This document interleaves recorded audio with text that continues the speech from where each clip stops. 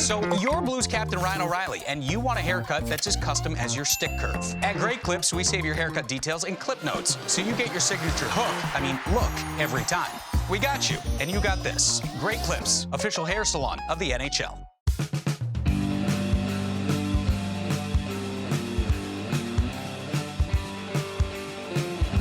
Joining us now, our Monday NHL insider from the Bob McCown podcast. Our pleasure to welcome back from his golf holiday in Nova Scotia, Mr. John Shannon with Sekeres and Price. How you doing, fella? I'll tell you what, on 16, 17, 18, there are days it felt more like work, but yes. Those trips can do one of two things. They can either, have the handicap plummeting because you're playing so much golf, or you're playing so much golf that you're so exhausted that it goes back up. So which direction did the handicap go playing that much golf? Well, it didn't go down, I can tell you that. But the other thing it does do is it cures you of wanting to go out on the course the next day. So I've enjoyed the clubs in the garage for the last couple of days. There you go, and they'll stay there until they behave. Yeah, exactly. John, the best you can tell, what happened with the Canucks and the Islanders and JT Miller on draft day? Gosh, you know what? And first of all, we know that two men in this game don't keep better secrets than Jim Rutherford and Lou Lamoriello. And so I would surmise, based on what I have talked to people about, is that the Islanders were unable to create an extension for Miller or even talk to him about an extension. But that said, and I've maintained this all along, is the Canucks their backs are not against any wall to move Miller by tomorrow or next week. This has to be a perfect scenario for both the team signing Miller and for Vancouver. Mm-hmm. And so there were stories that, Lou heard that it leaked out, and he first of all, with Jim Rutherford, nothing leaks out like that.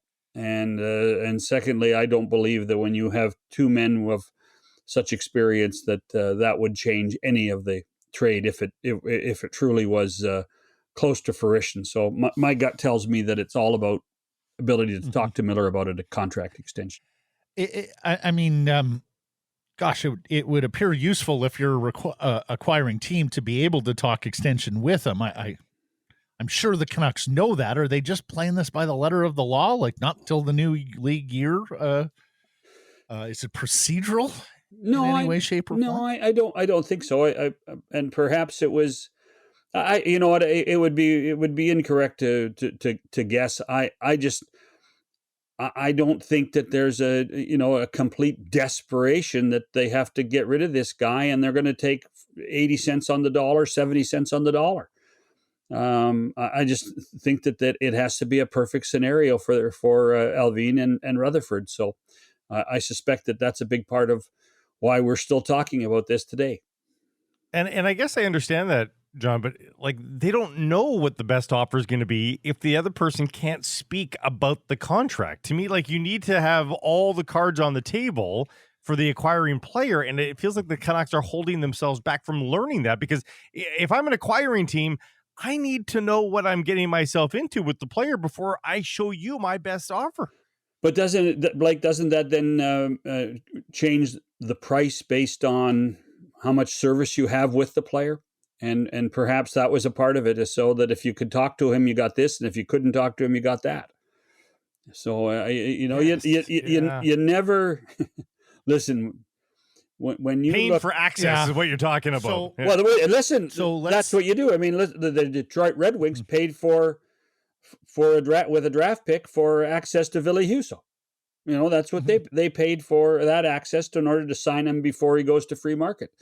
And that's happened a great deal in the last 3 or 4 years. So I'm not surprised it's been this way. Now, the fact that Miller's still under contract for another year is, I think, a positive for the Canucks. Mm-hmm. So what's your sense then about opportunities later this week? Does the Miller trade now await teams that lose out on free agency and we're looking for that, level of a player? What's your best guess on what happens with Miller this week, and whether or not you think free agency is another sort of signpost window here to be able to execute something. That wouldn't surprise me when you look at what the Rangers, whether how active they're going to be in trying to keep Andrew Kopp under contract. When you see where Nazem Kadri could end up, then perhaps it's a time for teams like that to come back to the Canucks and analyze exactly what Miller will mean for them in the short term. For me, the issue becomes the pressure that is being put on managers from ownership in a lot of teams to win right now. Miller answers a few of those questions for those teams, and whether there's a list of six or seven, that there's an expectation from ownership that they're going to win the Stanley Cup next year. And that's why there's a potential risk of, if you don't offer the Canucks enough, you're going to leave it on the table. Somebody else is going to get them. So I think that what Patrick and Jim are doing is playing this to their benefit, waiting because I mean, let's face it, Wednesday's deadline or signing season starts. That's the beginning, not the end. And this is a long summer, and teams get desperate as the summer goes on when they look at their roster on paper and say, gosh, we're missing a left winger. We're missing a top six left winger that can score goals. Who fits that bill? Because all the other free agents are gone. Who fits that bill? And so you'd have to think JT Miller. Yeah, you have to think JT Miller's on that list. You're no less confident of a deal right now than you were, say, a week ago. I'm not. No, I'm not. And maybe I'm a lone wolf in this, because I read all the posts and I read everything. I just think that they're taking their time to do it right for this hockey club. Are you surprised at the lack of movement period last week in terms of trades? Like it was a pretty quiet. You mean other than Chicago? It was a pretty quiet. Yeah. I mean, Chicago did the fire, so we'll get into that. More on them in a second, incidentally. But it was, there was the early trades, and I thought that was the welcome mat, basically, if you will, for the entire weekend. But it didn't end up coming to fruition. But what is the goal of all these trades? It's to free up cap space. So, can you, there are managers that are trying to burden the other guy with their cap space. And there are only a few teams that can do that. There are only a few teams that can take all this space. There's no accounting for taste. The Ryan McDonough trade is a perfect example of this. Like, it's hard to know what's in the mind of the acquiring team sometimes. Sometimes, but if you look at David Poyle's MO about how much he values his defense over the years, that's been something that when you put a blueprint in front of David Poyle, he's going to say, I need 4 really good defensemen, and then we'll work from there. Yep, absolutely. You make a good point about Miller as a left winger. Of course, he played a whole bunch of center last year between Elias Pettersson's ineffectiveness and Bo Horvat's injury towards the end of the year. I have no doubt teams are looking at him and saying, we can drop him in on the left side, top 6 all day. Yeah. You know whether or not there are teams looking at him as a center as well? Because that means the Rangers, who, Strome may move on from, and then the Malkin Kadri sort of market, he may well be affected by that as well. Yeah, I'm not. I don't think that anybody I've talked to has said, no, he's for sure a lock at wing or for sure a lock at center. I do think that one of the things that makes him valuable was his versatility, right? I mean, let's face it. Yes. The days of you're a left winger, always a left winger, the way teams play now, that is gone anyway. I mean, all-star teams should just be F forward, Right. No, you're quite right. And I mean, the Canucks have been proof positive of that. Using him in both spots. He's really a hybrid. Okay. Let's deal with Chicago while we just brought it exactly. up. Yeah. Is the league watching Chicago right now? Because we know how Gary feels about tanks. We have seen all sorts of different, revisions on the draft lottery formula to account for it, going back to Buffalo and McDavid and Eichel. Is the league watching what Chicago's doing here from a competitive point of view? I don't think they're watching Chicago any more than they're watching the other 31 teams. Chicago is a very touchy subject. This is a team trying to reinvent itself on so many levels, guys. They are trying to rid themselves of the horror of the Kyle Beach controversy. They are trying to get out from a bit of cap hell with all those big contracts. Let's remember, with Duncan Keith retiring, the Blackhawks are punished more than the Oilers in all of this. Yep. Their cap space, I think, is going to be reduced by over $5 million. So from that perspective, what Kyle Davidson is trying to do is prepare for the future, sure, but trying to become more manageable within what they think the Blackhawks can be. I think we're all surprised that they gave up on Kirby Dach so quickly. That to me, and I think the domino effect of that allowed the Canadians to go out and not draft a centerman, but rather a winger. I think that what they're trying to find a way to build for another 10-year future in Chicago, like they did when Dale Talon did it in 2003 and 2004. So this is nothing new in Chicago. It just so happens it's under a bigger microscope in 2022 than it was 18 years ago. But to get rid of 3 players 25 or under that were serious cornerstones of your offense into Brinkett, Strome, and Dach, I mean, that's weird because, generally those are, you pick at least one of those guys to build around and last through the rebuild. We've seen it time and time again. We're going to hold these guys back because they're young enough that they can be there for us on the other side. It's like the Blackhawks have decided we want nobody on the other side of this whole thing.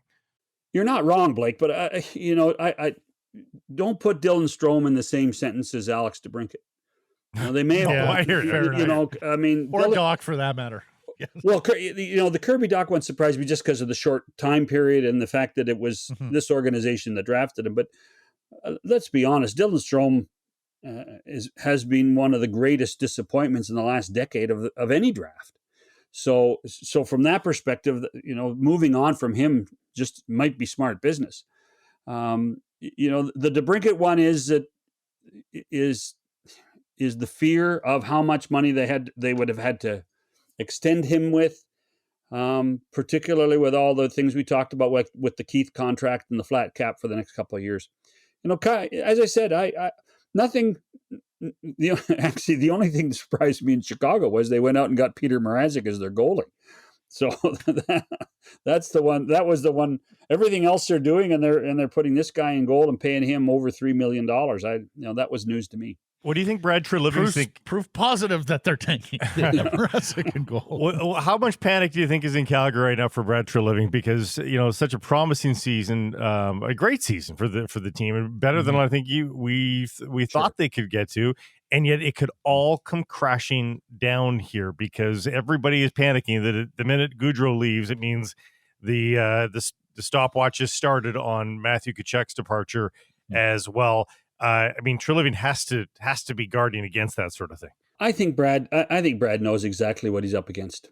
I think that he's, they also don't forget there's another goal scorer in that team that they need to make sure that is happy, and that's Andrew Mangiapane. Now he's not Johnny Gaudreau, but he's a pretty good goal scorer, and he's not going to cost you $9 or $10 million a year. And so the qualifying offers to Tkachuk keeps them there at least for another year. And Mangiapane's qualifying offer keeps him there as well. The one thing I would say is that managers, they're in a really tough spot, and they're just trying to stay above water. Every year is, well, let's push it off a year. Let's push it off a year. They do have the Matthew Tkachuk is going to cost them probably $10 million next year. If they don't sign him before, but it won't be on the cap this year. So, and not getting Gaudreau signed to a deal, does that allow them to get into the Kadri war, into the bidding? So and Nas, remember, Nas as a Maple Leaf was prepared to go to Calgary to play. So from that perspective, I would say I think Brad knows exactly what he's up against. I think he'll be disappointed if Goodrow doesn't stay. But at the same time, I think that he's the typical manager, and he's got plan A, B, C, D, and E. They're missing one. They'll miss one guy, and they'll be able to put somebody in place. I think with the money that's left available for somebody to bid on Wednesday, that will help fill the bill. I mean, Johnny, what has Johnny Gaudreau won in Calgary? Tell me what he's won. Nothing. Nothing. A lot of fans, a lot of accolades for how the way he plays the game, but quite right on a team level. I think you have to be pragmatic at times. Are the Oilers and Leafs going to fight over the goalies here? Kemper, Campbell on the UFA market, maybe Gibson on the trade market? Or is Matt Murray really the solution in Toronto? Well, you do know that Matt Murray and Kyle Dubas have a history. You go back into the vault and see that at one point in Kyle's first year as manager in Sault Ste. Marie, his two goalies were Jack Campbell and Matt Murray. So the answer is, I think there's a really good chance that Matt Murray ends up in Toronto, and then the bidding war for Kemper and Campbell is a little more focused on Edmonton. And so from that perspective, I'm not sure there will be a bidding war there. I think that there are other issues in Edmonton. I think Evander Kane is still somebody that they're trying to sign, but I don't think they're prepared to go to the 7-year term that Kane wants. So from that perspective, will Kenny be active? Absolutely. Will Kyle be active? If he can, once he's sewn up the ability to have Matt Murray and have the Ottawa Senators carry part of Murray's salary. Okay, rapid fire here, John Shannon, with the big UFA forwards. Where they wind up. One team. Malkin. Florida. Kadri. Islanders. Gaudreau. Philadelphia. Claude Giroux. Ottawa. Evander Kane. TBA. You've stumped him. TBA. Okay. I thought I was. You played ball on 4. I was doing really well. You were. Those were good answers. You know what? When you go 4 for 4 and you come up to the plate for a 5th time, buddy, you're at 4 for 5 is a good night. The Jays could have used you yesterday in Seattle. So the key thing on Evander Kane is there a manager of the 30 other teams? Because obviously Edmonton doesn't want to go to 7 years, and San Jose's not going near the guy. Are there 30 other managers? Is one of them prepared to go for long term? And you just go around it and say I just don't have an answer for that. I just don't have an answer if anybody should be going for 7 years for Evander Kane. Wonderful stuff, John. Thank you for this. We'll watch with interest this week and catch up with you next Monday. Thanks, John. Have a great week, boys.